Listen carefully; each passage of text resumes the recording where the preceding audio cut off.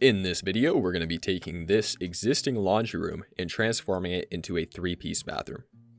The homeowners had reached out to me asking if they could get another bathroom somewhere in their house. So after going over the possible locations, we determined that this would be the best spot.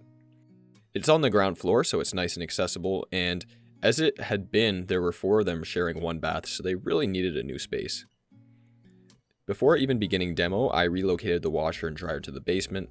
It was pretty straightforward as there was existing plumbing and electrical down there, and then began working on the demolition. Kind of framed up this section here where they had the dryer and washer sat on, covered with an old linoleum that was really tough to get off, just using my SDS to kind of scrape it away, and then discovered the reason for the lumber shortage underneath. The stuff was a little over-engineered in my opinion, but hey, do your thing.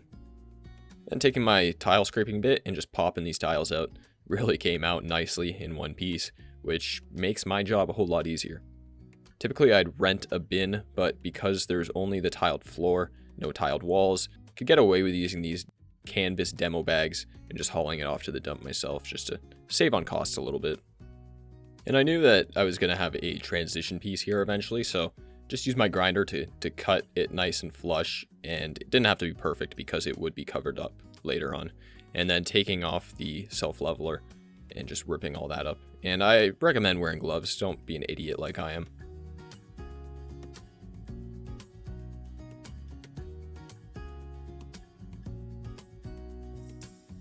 I moved on to the electrical. Typically this would come later on in most projects, but just because of my skill set and the fact that I'm filming, I wanted to get some better lighting in this for you guys.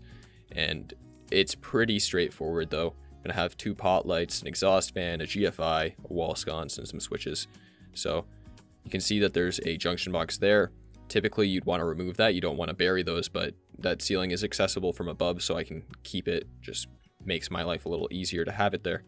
And then cutting out all of my devices. To reduce the amount of drywall damage and patchwork, I used the exhaust fan hole to fish all my wires down to the switches. And I fish 1 wire for power and then 3 switch lines. And those will go to the pot lights, the fan, and the wall sconce.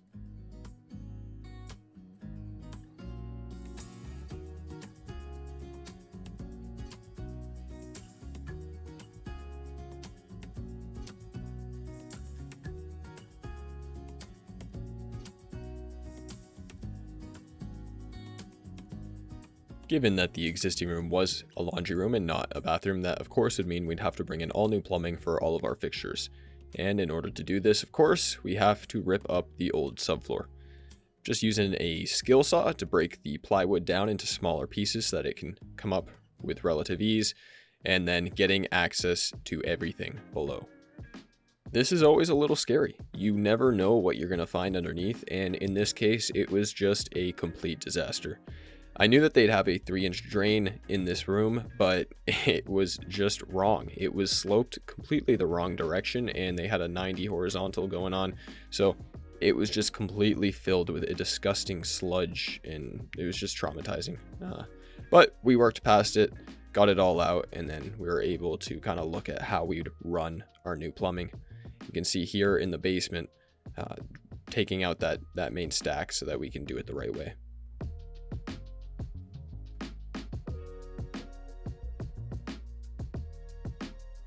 When it came to the existing framing in this room, it was really bad. Nothing was square, plumb, or even relatively flat. And because I was going to be putting in large format tile in the shower, it's really important that you have a flat wall. So just ripping out all of this drywall so I can get a better look, and then adding in some framing. We're going to be doing a niche in here. And then on top of that, we want to make sure that we can center our mixing valve and shower head. So right now you can see me doing the niche, just putting in a new stud, making sure it's flat with all of the other studs, and then making it as wide as we need it for our prefabricated niche. As far as the height goes for the niche, I'm making that larger than it needs to be because I'm not actually going to cut in my niche until the tiling has begun. I'm doing it this way so that I can get the grout lines to all match up, and it's just going to look really good that way. Also, I had originally planned on putting my plumbing on the wall I'm working on now. However, after talking with my plumber, he suggested that I keep all the water lines in the floor as opposed to that wall, as this room was actually within the garage. So he just recommended it be a little safer that way, and I listened to that. Although I would like to hear some other people's opinions on that, because I'm not sure just how much of a difference there is actually between the floor space and the wall space here. Anyways, in order to get my drains with the right sloping, I'm going to have to notch these joists. And you always want to avoid that. However, because this is directly on the slab, I took some sill gasket, some pressure treated lumber, and then some dimensional lumber on top of that, and just screwed down my joists onto all of that, getting them really rock solid. Then added some blocking here. This will not only reinforce these joists, keep them a little more still, but it's also going to allow my subfloor to go down nice and straight. And you can see here, just using the Sawzall oscillating tool and hammer to create the notches that I need in order to get my 3-inch stack through there. With the shower, it was going to be a curbless design, so I had to sister up these 2x4s on the existing joists in order to recess my subfloor, just to kind of avoid building up the rest of the subfloor too much. And this was relatively easy, just taking my 2x4, laying a small piece of the plywood on top, and just making sure it was all flush. And yeah, this is 1/2-inch greenboard in the shower. If you're gonna freak out about that, just send me a fax, because you're clearly stuck on past technology.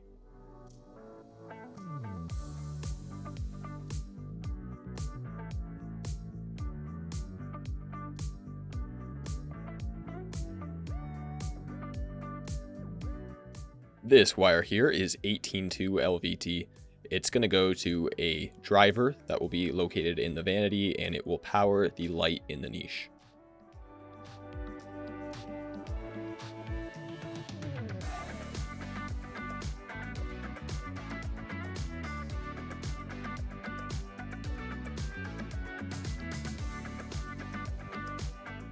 For this project, I will be using the 72-inch by 48-inch shower pan by Schluter and just cutting it down with a utility knife.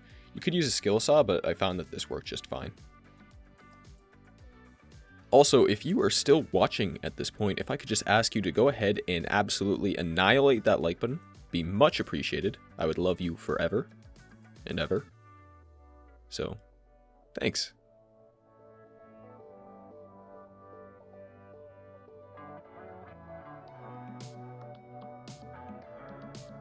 When it came to setting the depth for my mixing valve, it was pretty straightforward.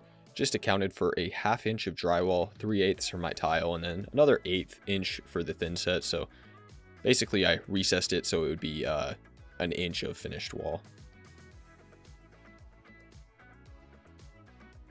For the plumbing work, I did the water myself. I had a plumber come out for the drains and venting, but with PEX it's really straightforward. Just using the O-rings to crimp everything down. Got my hot, cold lines, and I had the plumber also solder on some copper to PEX connectors. So it was very straightforward, just running everything where it had to go. What's your story? What's your sign? It's like we're twin flames in a different life. Deep connection lights a spark. It's like you know me in the depths of my heart. We're dreamers. Don't care what other people say. We live it like this could be our final day. We're dreamers. Don't care what. And with all of the mechanical stuff out of the way, could start insulating and closing up all the walls and the floor. I put the old insulation back in the floor, and then on top of that got a whole bunch of new insulation. I wanted to make sure that because this room be seeing a lot more use now, I wanted to keep it nice and toasty. So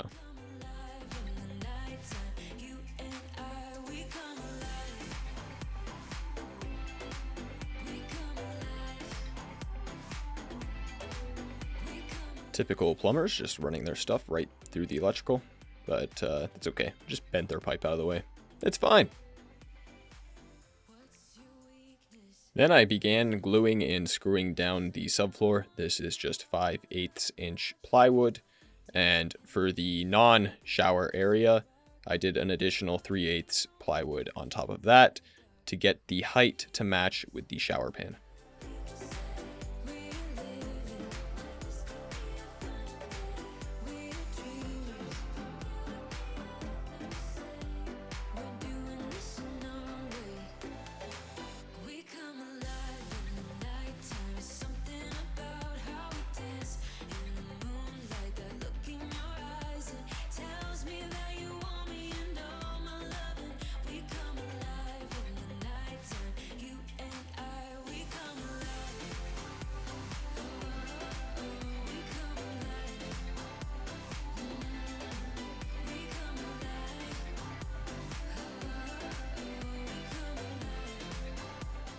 My favorite part of every job is mudding. Yay! So just here sealing up all of my ripped paper and then pre-filling all of the larger gaps with some sheetrock 45. After that dried, I went through with the box stuff and started mudding and taping everything. Just doing a hand of compound at the beginning of each day, kind of just knocking away at it because I really don't like this part. So it's much easier to just do a little bit each day, I find.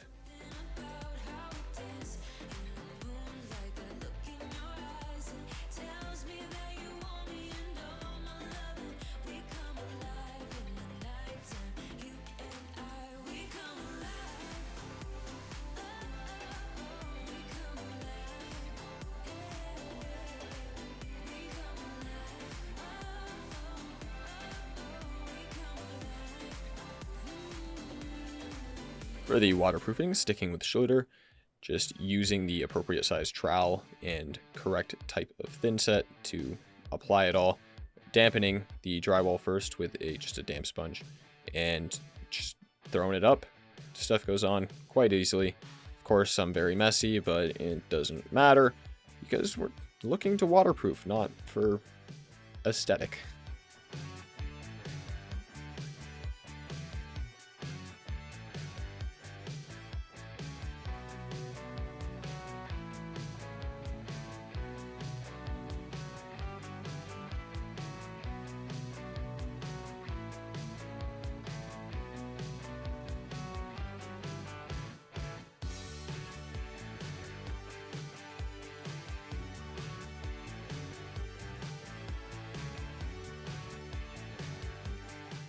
The one thing I've never liked with these Schluter pans is kind of the indent around the collar there. So I take my collar and apply it the correct way.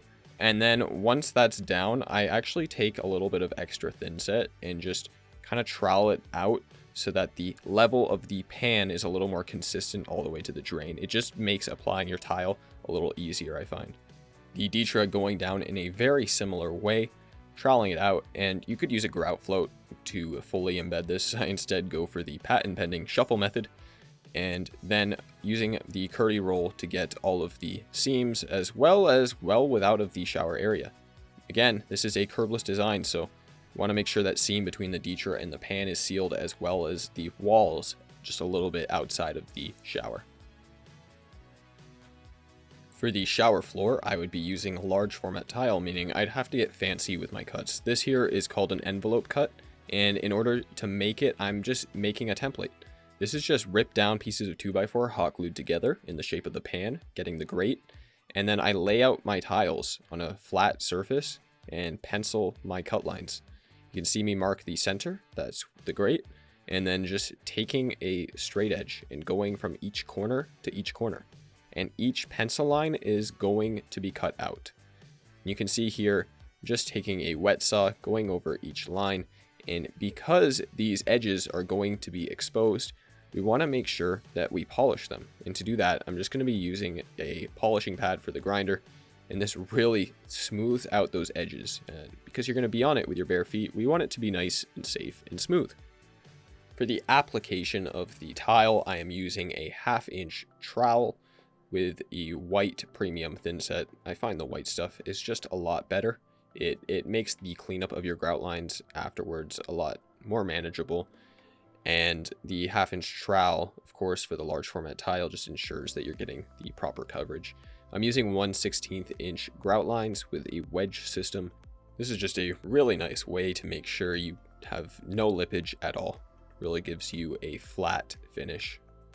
Something else I want to mention about this is that the type of tile I'm using is honed, meaning it's got a lot of grip to it. So if anyone is worried about slipping in the shower because it's not like a mosaic or a smaller tile, there's not enough grout lines, that's not going to happen. This stuff really has a great grip to it.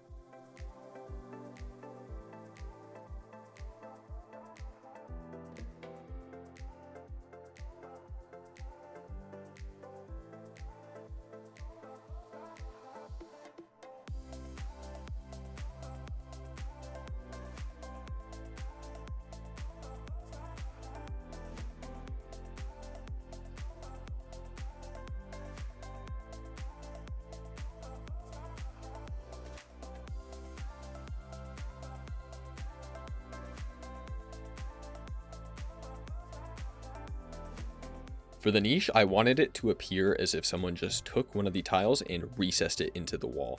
But in order to do that, I would need a niche that was the right size. For whatever reason, they don't make a niche that comes in 12 by 24, so I took two 12 by 12 niches, cut them down, and then silicone them together. I clamped it, let it sit, and the next day it was ready to go. The shower profiles that I'm using are 1/2 inch deep and in chrome. I like to staple them to the wall before anything, that way I can just measure out my tile and not have to worry about them. The first tiles are always going to be the hardest ones because you kind of have to awkwardly cut them down to size, follow whatever level or unlevel your floor might be at, and you need a laser level for this. It just makes it so much easier. So I just flip my first couple tiles over, mark the laser line, and then cut it, and that way your cut edge will be facing the floor where you can hide it with some silicone. And of course, leaving a small gap to allow for expansion. And then just working my way up the wall. This part's extremely straightforward. It's really just the first couple cuts, as well as any special cuts like that shower valve there that are going to be tricky, but everything else just goes up really nice and easy, I find.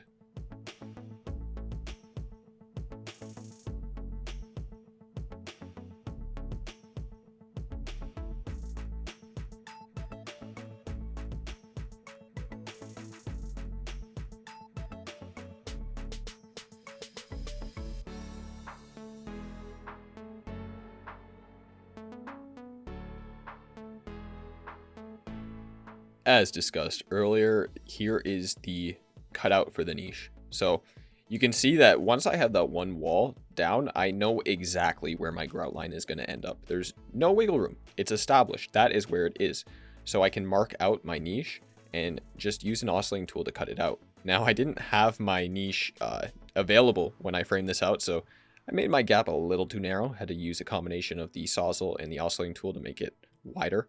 But then I just insert my niche, poke a little hole for the low voltage wire there, and then just waterproof it all so that the next day I can continue on tiling. A new place, a new home, for a while, let me feel alive. Nothing to hold me back, take my time, just enjoy the ride. A new man passing by, life is good, best I've ever felt. Get me up, somewhere new, somewhere I can find myself. Oh, I feel so alive. As I reach out to the sky. I found my way. I was in the dark against it all, but made it through the day, 'cause I found my way. In bad times, I know I'll be okay, 'cause I found my way.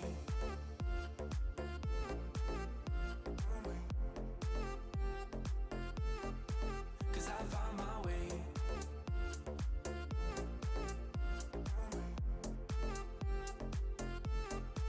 'Cause I found my way, my way, my way, my way, my way. 'Cause I found my way, my way, my way, my way, my way.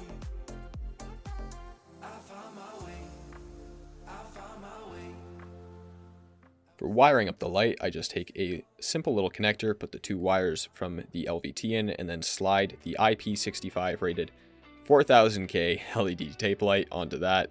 Use the sticky tape it comes with to apply it into the Schluter Deco, and then a diffuser over top of that. Then turn it on a few times to test it, and it looked really good. Then I prime everything with just your basic primer. Use a flat ceiling paint for the ceiling, a glossy trim paint for the trim, and white by Behr for the walls in an eggshell finish.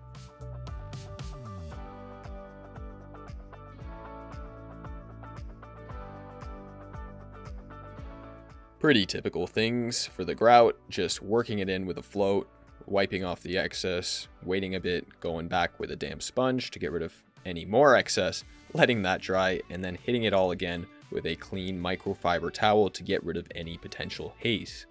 For the walls, I made the mistake of using custom building products, bright white, and for the floor, the same brand, but with the platinum color. The reason why I say it was a mistake is because I've used their products in the past, and the walls were fine, but the platinum for the floor had a lot of discoloring going on, and I found that to be true with their products in the past.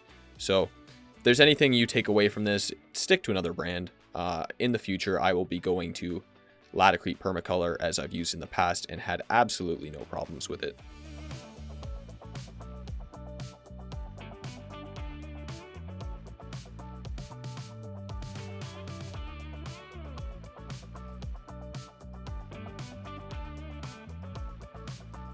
This is a very standard 4-inch wafer style Potlight. It's got the gasket so it can be applied in a wet area, and it is in 4000K as I like that color in white spaces like this one.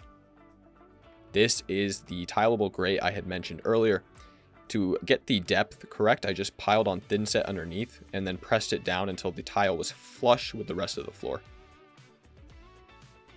This is just your standard shower rated white silicone. Just taking a bead over all of my changes in plane, and then spraying it down with some soapy water, taking a popsicle stick and rounding it all out. In the past, I have used the tape method, however, that is much more time consuming. While this way requires a little more skill, it is much more efficient once you get it down. When it comes to electricity, guys, don't play around. Seriously, don't be an idiot. Turn off your power. Anyways, here, putting in a timer switch for the fan. If you're not going to do this, I would recommend then using a humidistat. Anything's better than a regular switch, to be honest. And then the other two is just your standard single pole switches. They all get tied to the same power source, and then each one gets a switch line. And you can see here, I abandoned a couple of these 632 screws because they are complete garbage and replace them with just a drywall screw. That's a little tip for you guys if you ever find that your screws are stripped.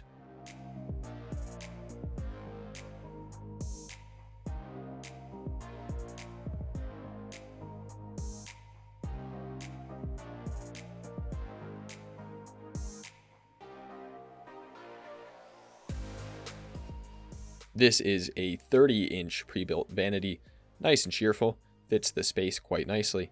And to get it in, it was a little bit of a pain because I had to drill in a couple holes in the bottom there to get my water lines in. But once that was done, applied a generous amount of silicone and then placed the countertop on top.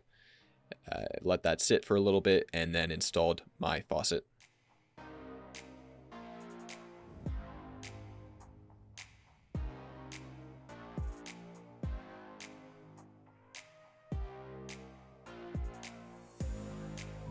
There is a lot going on with this door, so let's talk about that.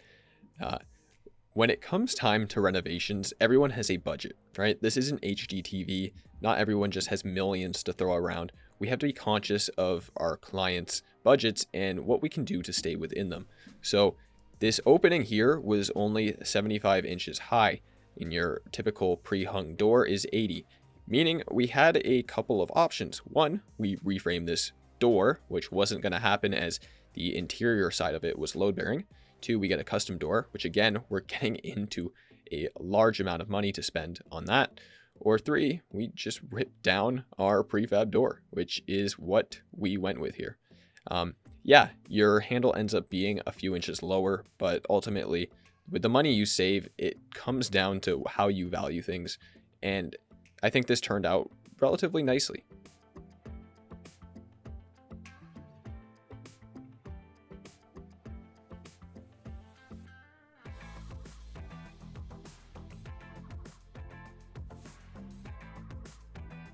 Then with all of the trim done, we can get into setting our caulk, which is always a little bit messy. We get all that done, and then we can move into the final finishings. Punching out the middle of the toilet flange here, just taking a knife, some sandpaper, getting rid of all those little burrs, and then just setting our bolts into place, putting our wax ring on the toilet, and then getting that nice and set. They didn't have any stock on the typical toilet that I like that hides the side there, so this one had to do.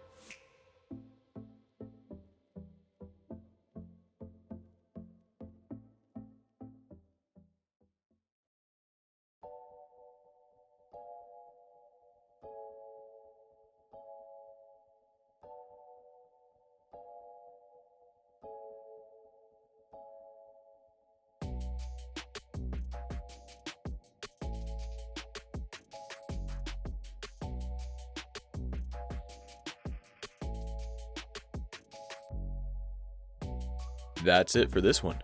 There'll be a full cost breakdown as well as how many days this project took at the end of the video, and check the description for any more information.